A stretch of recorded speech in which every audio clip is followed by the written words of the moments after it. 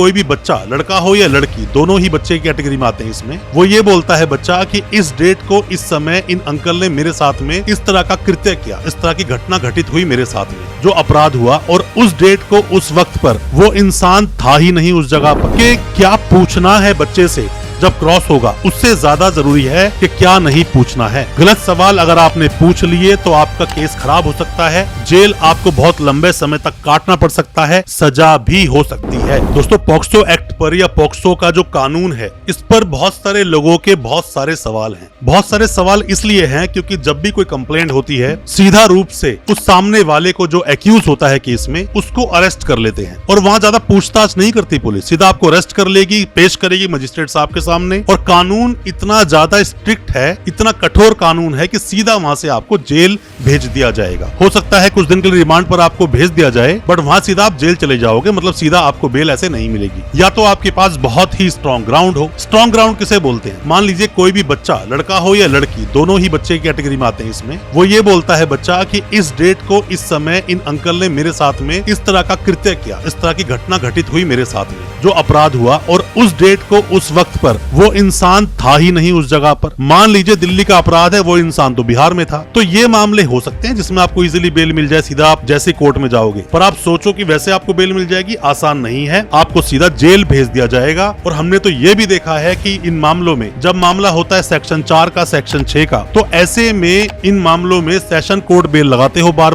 बार dismiss होती है, high court से डिसमिस होती है, सुप्रीम कोर्ट तक जाना पड़ जाता है। तो क्या बोलता है पॉक्सो एक्ट का सेक्शन 37? क्यों होती है कैमरा प्रोसीडिंग? क्यों होता है ऐसे में बच्चे का जो सवाल जवाब जब करते हैं वो कैमरा प्रोसीडिंग में ही क्यों होता है? किस किस तरह की सावधानियां बरतनी चाहिए? क्या प्रॉब्लम्स वकील साहब को आती है? और साथ में एक्यूज को सजा क्यों होती है? सेक्शन 6 अगर पॉक्सो का लग जाए आपकी एफआईआर में, तो ऐसे में सालों साल तक आपकी बेल नहीं होती। बेल कई बार चार्जशीट लगते ही हो जाती है, पर ज्यादातर मामलों में ऐसा देखा गया कि जब तक बच्चे की गवाही नहीं होती तब तक बेल के चांसेस नहीं बनते, तब तक जो ट्रायल कोर्ट है आपकी बेल नहीं लेता है। और कई बार ये भी देखा गया कि जब आप बेल लगाते भी हो तो कई बार सेशन कोर्ट बेल डिसमिस मारता है, आप हाई कोर्ट जाते हो, हाई कोर्ट भी बेल डिसमिस मारता है, फिर आप सुप्रीम कोर्ट जाना पड़ता है बेल लेने के लिए। पर आपको चाहे हाई कोर्ट हो चाहे सुप्रीम कोर्ट हो, अगर आपकी बेल ट्रायल कोर्ट से नहीं हुई तो आपको जाना चाहिए, आपका अधिकार है और आपके फंडामेंटल राइट्स भी हैं, जिसको कि ऐसे ही कोई छीन नहीं सकता आपसे अगर आप बेगुनाह हैं। पर बेगुनाही तभी प्रूव होगी जब आप कोर्ट में जाकर अपने केस को प्रेजेंट करेंगे, क्योंकि सेक्शन 29 जो पॉक्सो एक्ट का है वो ये बोलता है कि आपको खुद ये प्रूव करना पड़ेगा कि आपने वो अपराध नहीं किया। और साथ ही साथ अब मान लीजिए कि 2 कंडीशंस आती हैं। पहली कंडीशन ये कि जिस बच्चे के साथ में अपराध हुआ वो बच्चा कोई कन्नड़ लैंग्वेज जानता है, और कन्नड़ लैंग्वेज दिल्ली में मान लो अपराध हुआ, वो कन्नड़ में बात कर रहा है पर लोगों को समझ नहीं आ रही है, तो ऐसे में क्या इंटरप्रेटर उसको मिलेगा? मतलब जो आपकी बात को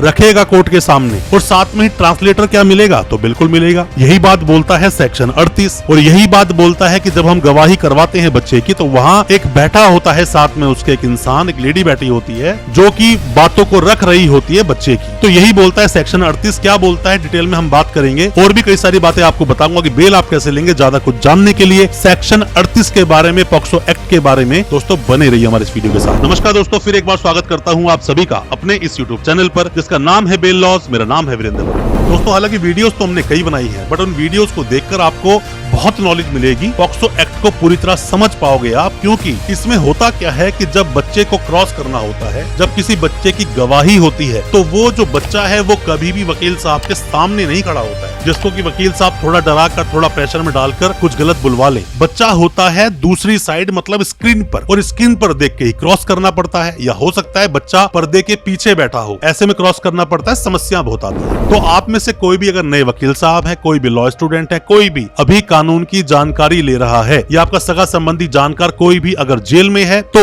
आप हमसे ऑनलाइन कंसल्टेंसी भी ले सकते हैं। कोई भी सवाल हो दिए गए नंबर पे व्हाट्सएप करें, अपने सवालों को पूछें, हो सकता है हमारे किसी एडवाइस है अपने केस से बाहर निकल सके। अब दोस्तों सवाल ये आता है कि जब बच्चा दूसरी साइड एक स्क्रीन पर है, तो ऐसे में सवाल जवाब कैसे करोगे? क्या आप अच्छे से अपने क्रॉस को कर पाओगे? इसके लिए मैं सभी आप लोगों को एडवाइस करना चाहूंगा, क्योंकि कोई ना कोई पॉक्सो में जेल में बंद है, या केस आपके पास आया है, या कुछ ना कुछ तो पॉक्सो से रिलेटेड है, तभी आप ये वीडियो देख रहे हैं। तो ऐसे में सबसे पहले तो एफआईआर को बहुत अच्छे से पढ़ें। एफआईआर की क्या वैल्यू होती है, क्या एविडेंटरी वैल्यू होती है, इस पर मैंने डिटेल में वीडियो बनाया है। साथ में ही जो बच्चा है उसका 161 को बहुत अच्छे से पढ़ें, जो शुरू में बयान दिया था उसने, साथ में ही 164 के बयान को बहुत अच्छे से पढ़ें और चार्जशीट को तो अच्छे से पढ़े ही, तभी आप किसी का क्रॉस कर पाओगे, तभी आप बच्चे क्रॉस कर पाओगे। क्योंकि आजकल पॉक्सो एक्ट में रंजिश की वजह से झूठे मुकदमे बहुत ज्यादा हो रहे हैं और यही कहता भी है सेक्शन 37। सेक्शन 37 क्या बोलता है? सेक्शन 37 बोलता है कि ट्रायल टू बी कंडक्टेड, जो ट्रायल है वो कंडक्ट किया जाएगा इन कैमरा, कैमरा के थ्रू। अब कैमरा क्या है? कैमरा मतलब ये नहीं कि वहाँ वीडियो कैमरा लगाया जाएगा, वो एक बड़ी सी स्क्रीन पर बच्चा वहाँ पर होता है, वहाँ आप सवाल जवाब पूछ सकते हो, बच्चा आपके सामने नहीं होगा। और ये भी बोलता है, ये एक्ट बोलता है द स्पेशल कोर्ट शैल का प्रयोग हो रहा है, मतलब करना ही पड़ेगा कोर्ट को ये काम। Try the cases in camera, कि वो कैमरे पर ही केसेस को चलाएं, मतलब कि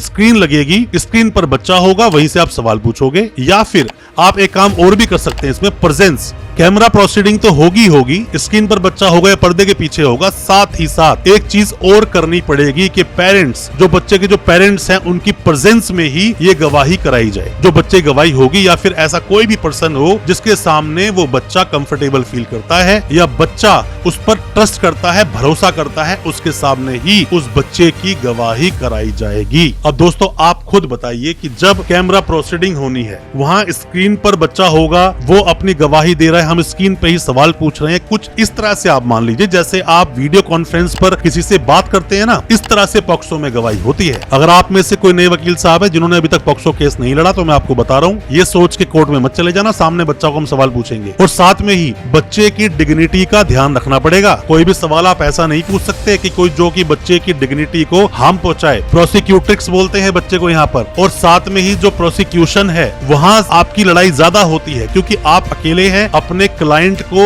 इंसाफ दिलाने के लिए, बट वहाँ पर पीपी साहब भी है, पुलिस भी है, साथ में ही जो बच्चे के साथ में जो चाइल्ड वेलफेयर के लोग होते हैं वो भी होते हैं। तो बच्चे को बहुत कुछ पढ़ाया जाता है, बच्चे को बहुत कुछ सिखाया जाता है। और क्योंकि जो एक्यूज है उसके सामने, उनके वकील साहब के सामने इतनी सारी मुसीबतें, इतनी सारी प्रॉब्लम्स होती हैं, तो ऐसे में अगर केस की पूरी जानकारी वकील साहब को नहीं होगी तो केस को हारना तय है। आप अपने क्लाइंट को किसी भी तरह से बचाना चाहते हो, बचा नहीं पाए। दोस्तों पहले तो मैं आपको एक बात बता दूं कि क्या पूछना है बच्चे से जब क्रॉस होगा, उससे ज्यादा जरूरी है कि क्या नहीं पूछना है। गलत सवाल अगर आपने पूछ लिए तो आपका केस खराब हो सकता है, जेल आपको बहुत लंबे समय तक काटना पड़ सकता है, सजा भी हो सकती है। आपकी एक्सपर्टीज, मतलब एक वकील साहब की एक्सपर्टीज यही काम आती है कि पॉक्सो एक्ट को कितना बेहतर तरीके से वो जानते हैं। दोस्तों आप में से कोई भी नए वकील साहब है, कोई भी लॉ स्टूडेंट है, कोई भी अभी कानून की जानकारी ले रहा है या फिर आप पर या फिर आपके किसी सगे संबंधी जानकार पर अगर पॉक्सो केस हुआ है तो वीडियो बहुत काम का है, वीडियो को पूरा देखें, समझें। और साथ ही अगर कोई भी किसी भी तरह की असिस्टेंस लेना चाहते हैं, आप ऑनलाइन कंसल्टेंसी लेना चाहते हैं, दिए गए नंबर पर व्हाट्सएप करें, हम आपको रिप्लाई जरूर करेंगे। हो सकता है हमारे किसी रिप्लाई से आप अपने केस से बाहर निकल सकें। अब सीधा सीधा दोस्तों हम बात करते हैं सेक्शन 38 क्या बोलता है। Section 38 POCSO